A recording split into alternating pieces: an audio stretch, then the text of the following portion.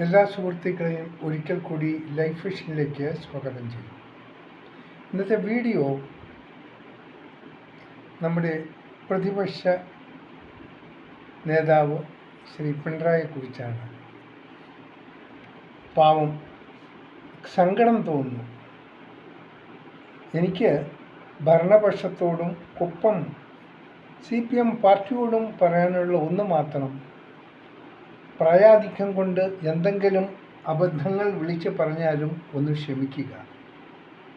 ചെയ്തു കൂട്ടിയതൊക്കെ എന്താണെന്ന് നമുക്കെല്ലാം അറിയാം.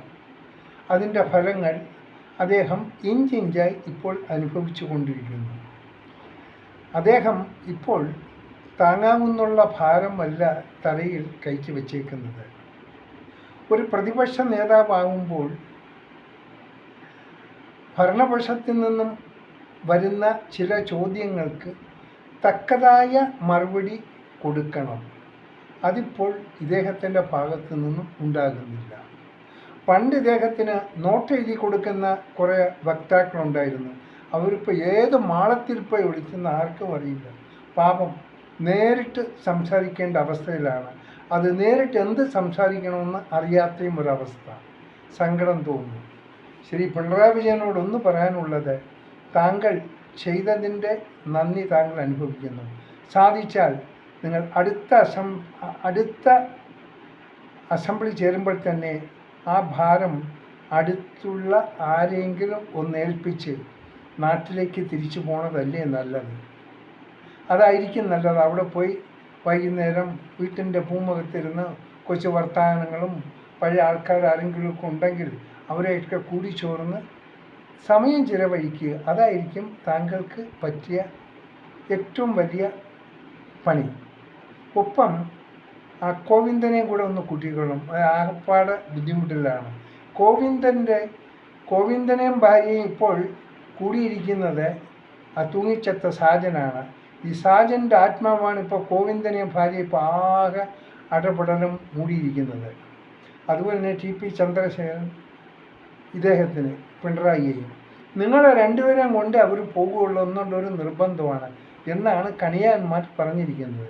അപ്പോൾ ചെയ്യാമെന്നുള്ള ഏറ്റവും നല്ലൊരു മാർഗം, സാധിച്ചാൽ നല്ല ഈ ദുഷ്കർമ്മങ്ങൾ ചെയ്യുന്ന ഈ കണിയാന്മാർ മന്ത്രവാദികൾ കാണും, ദുർമന്ത്രവാദികളെന്നില്ല, അവരെ ഒന്ന് കണ്ടെത്തിയാൽ അവർ എന്തെങ്കിലും പരിഹാര മാർഗങ്ങൾ പറഞ്ഞു തരും.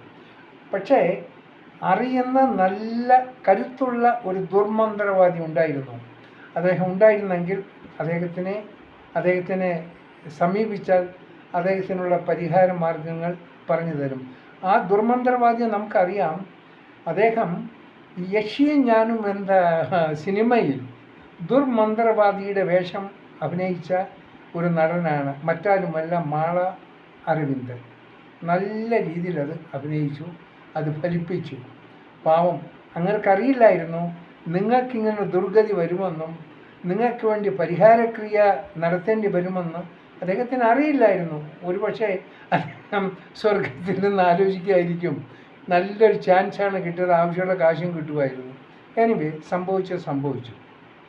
ഇനി ഒന്നുകൂടി പറയാനുള്ളത്, ഇനിയെങ്കിലും ഈ നിങ്ങളുടെ പാർട്ടിയെ വിശ്വസിക്കുന്ന കുറേ പാവം പിടിച്ച അണികളുണ്ട്, അവരെ തകർത്തിടരുത്. കുറച്ച് പേർ ഇപ്പോൾ ഏണ്ടൊരു 25-ലധികം ആൾക്കാർ നിങ്ങൾ കൊണ്ട് ജയിലിലിട്ടിട്ടുണ്ട്.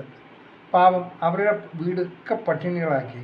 ഇതിൻ്റെ എല്ലാ പാപഭാരം നിങ്ങൾ അനുഭവിക്കേണ്ടി വരികയല്ലേ? ഇതാണ്, നിങ്ങൾക്കിപ്പോൾ സ്വസ്ഥതയില്ല, ഒന്നുമില്ല, എവിടെ ഇരിക്കണം, എന്ത് ചെയ്യണം, എന്ത് പറയണം, എന്ത് പ്രവർത്തിക്കണം, യാതൊന്നുമില്ലാതെ. ഇപ്പോൾ ഡൽഹിയിൽ നിന്ന് ഇടയ്ക്കിടയ്ക്ക് ചില കൊട്ടുകളും കിട്ടുന്നുണ്ട്.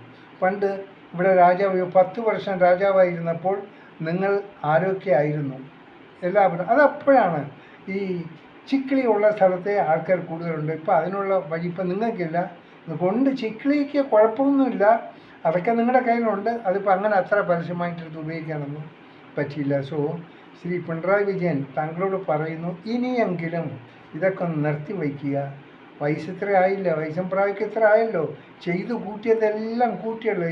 മാക്സിമം ആരെയൊക്കെ എന്തൊക്കെ ചെയ്യാമോ അതിൻ്റെ കഴിവിൻ്റെ പരമാവധി താങ്കൾ ചെയ്തു.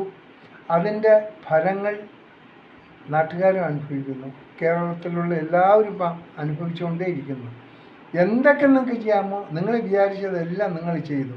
നിങ്ങൾ ചെയ്ത് ജനത്തിന് വേണ്ടിയല്ല, നിങ്ങളുടെ കുടുംബത്തിന് വേണ്ടി. പിന്നെ നിങ്ങൾക്ക് ഒത്താശ പാടിയ കുറേ അലവലാദികളും ഉണ്ടായിരുന്നു. ഇപ്പോൾ ഒന്നിനെ കാണാനില്ല, എല്ലാം വിട്ടങ്ങ് പോയി. ഇപ്പോൾ താങ്കൾ തനിച്ചായി.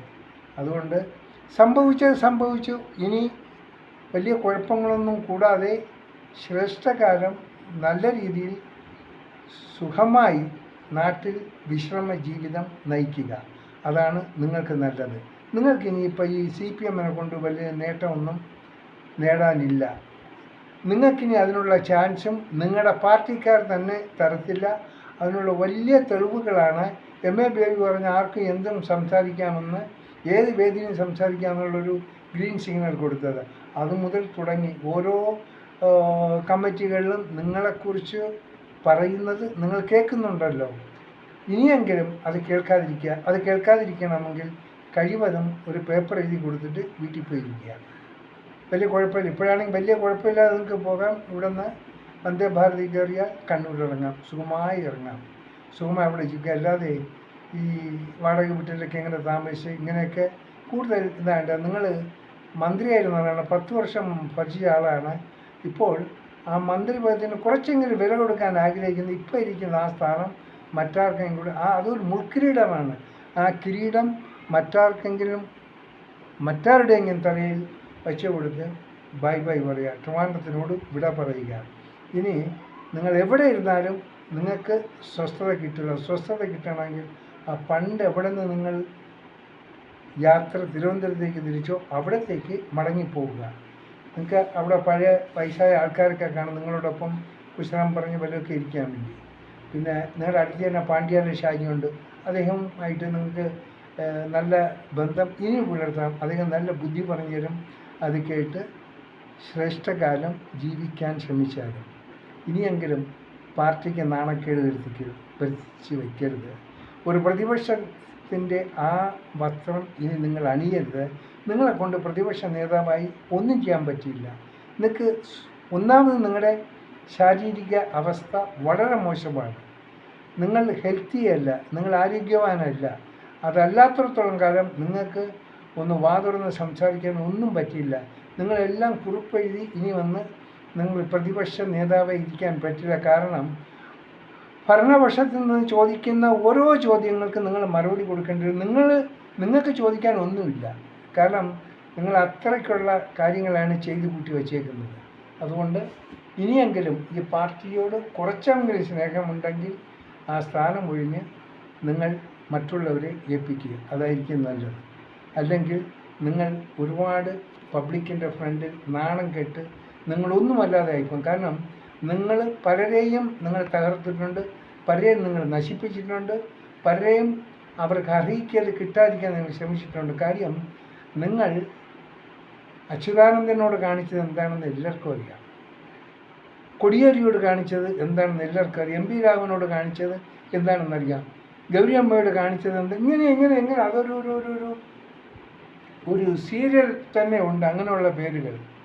നിങ്ങൾ കാണിച്ച ഓരോ പരിഷ്കാരങ്ങളും ഒരിക്കൽ പാവടപ്പായത്തിൽ നടന്ന ഒരു കൊച്ചിനെ പിടിച്ച് മേയറാക്കി. എന്ത് നേടി? ഒന്നുമില്ല. ഇതെല്ലാം നിങ്ങൾ നിങ്ങളുടെ പാർട്ടിയെ തകർക്കാൻ വേണ്ടി നിങ്ങൾ കാട്ടിക്കൂട്ടിയ ഓരോ കാര്യങ്ങളായിരുന്നു. അതുകൊണ്ട് എത്രയും വേഗം നിങ്ങൾ സ്ഥാനം ഒഴിയുക. ഏതെങ്കിലും മന്ത്രവാദിയെ കാണുക, മന്ത്രവാദി കണ്ട് പരിഹാരമാർഗം കാണുക. കാണാം വീണ്ടും മറ്റൊരു വീഡിയോയിലൂടെ. ഞാൻ GK തുമ്പക്കാരൻ. Thank you.